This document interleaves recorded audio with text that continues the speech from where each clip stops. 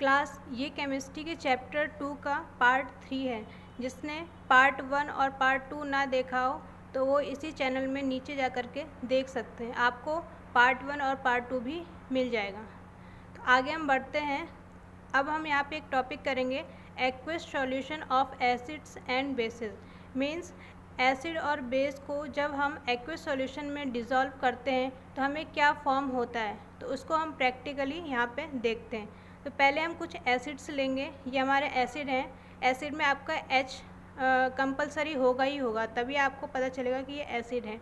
और बेसिस में OH होगा, ठीक है। यहाँ पे आपको OH दिखेगा सब में, और यहाँ पे आपको हाइड्रोजन यानी कि HH ही दिखेगा।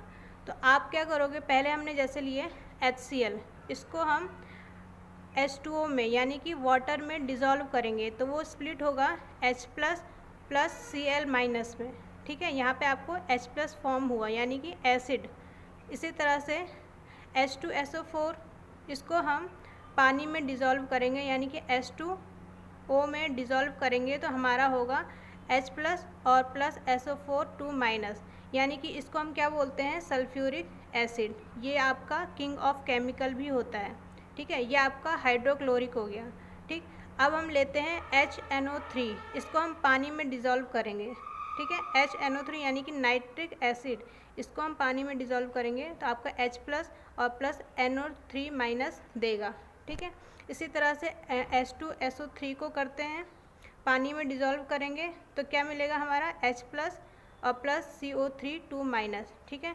इसी तरह से H3PO4 को आप डिज़ोल्व करोगे पानी में तो क्या मिलेगा, H प्लस और प्लस PO4 3 माइनस। तो आप यहाँ पे देख रहे होंगे कि आपको सब जगह H प्लस ही दिखाई देगा, है ना।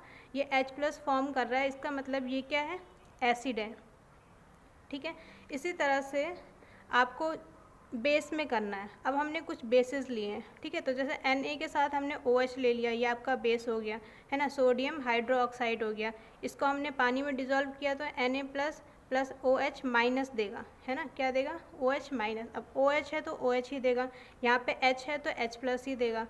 अब दूसरा लिया KOH, इसको हमने पानी में डिज़ोल्व किया, H2O में डिज़ोल्व किया तो K plus plus OH minus दिया, ठीक है। Potassium hydroxide.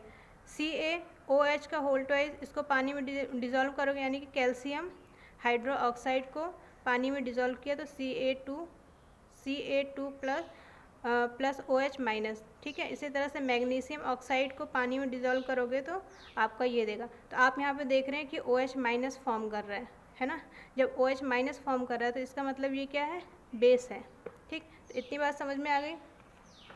तो हम कह सकते हैं एसिड की डेफिनेशन मैंने आपको बता दी है, इसीलिए मैंने आपको एसिड को वाटर में डिज़ोल्व करके जो प्रैक्टिकली है वो दिखाया है, ठीक है, यहाँ पर रिएक्शन करके। तो एसिड की डेफिनेशन और बेस की डेफिनेशन मैंने आपको ऑलरेडी करा दी है, तो आप वहाँ से अब दोबारा से इसको समझ सकते हैं, ठीक है। अच्छा, तो अब हम इसकी जो पहचान है वो क्या है, सिंपल सी बात है। पहचान के लिए H प्लस आयन है तो एसिड है, दूसरा OH माइनस है तो बेस है, ये इसकी पहचान हो गई, ठीक है।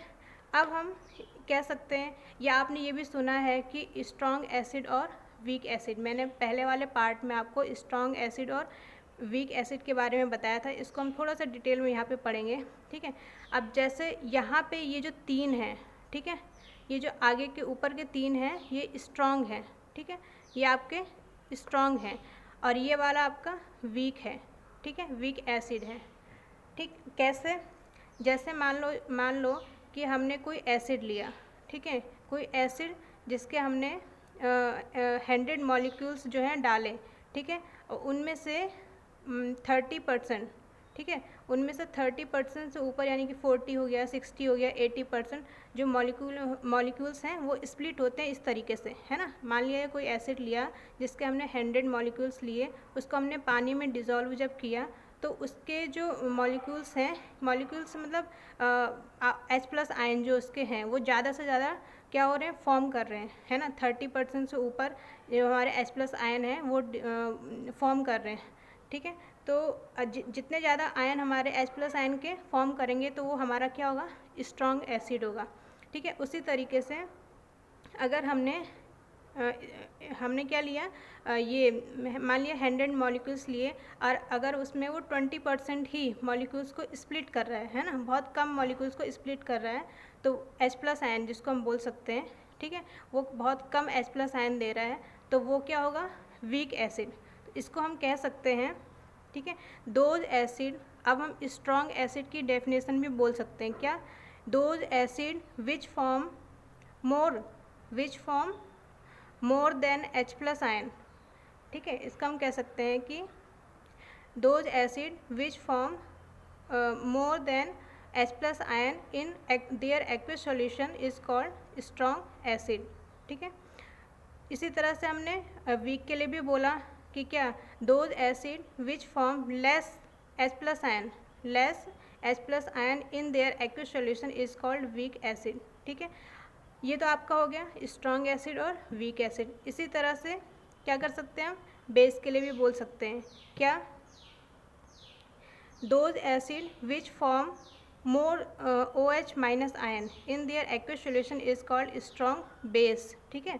तो आपका ये जो स्ट्रॉन्ग बेस हो गया ये, और ये आपका वीक बेस हो गया, ठीक है। ये आपका स्ट्रॉन्ग हो गया, ये आपका वीक हो गया। तो हम क्या बोलेंगे, स्ट्रॉन्ग बेस के लिए क्या बोलेंगे, those bases which form more OH- ion which in their aqueous solution is called strong bases। और इसी तरह से weak bases के लिए बोलेंगे हम, those bases which form less OH- ion in their aqueous solution is called weak bases। तो ये रहा आपका जो हमने आपको प्रैक्टिकली इसमें करके दिखाया रिएक्शन में, है ना, एसिड और बेस के लिए, कि डिज़ोल्व होने पे कैसे ये फॉर्म करता है, कैसे इसकी एसिड और बेस की पहचान होती है।